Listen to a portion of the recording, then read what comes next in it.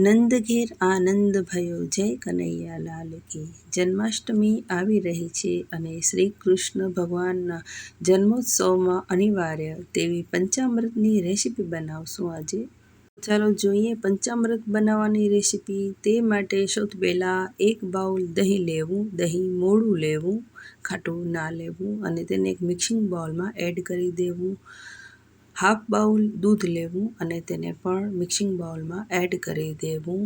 2 મોટી ચમચી ખાંડ લેવી, 1 ચમચી દેશી શુદ્ધ ઘી લેવું અને તેમાં એડ કરી દેવું।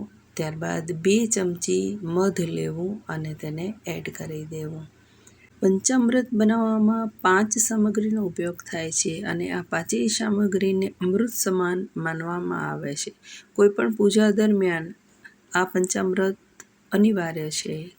હવે આ બધી સામગ્રીને સારી રીતે મિક્સ કરી દઈએ અને ખાંડ ઓગળે ત્યાં સુધી તેને હલાવતા રહીએ।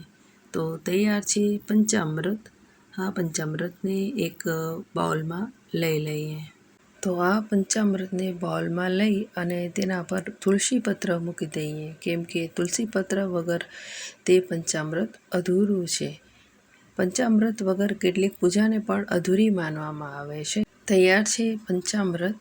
પંચામૃતની સાથે શ્રી કૃષ્ણ જન્મોત્સવ દરમિયાન પિંજરી પણ પ્રસાદ તરીકે મૂકવામાં આવે છે। તો પિંજરીની રેસીપી જોવા રશ્મિ પોમલ કિચનમાં પિંજરીની રેસીપીનો વિડીયો અપલોડ કરેલો છે, ચેક કરી લેજો।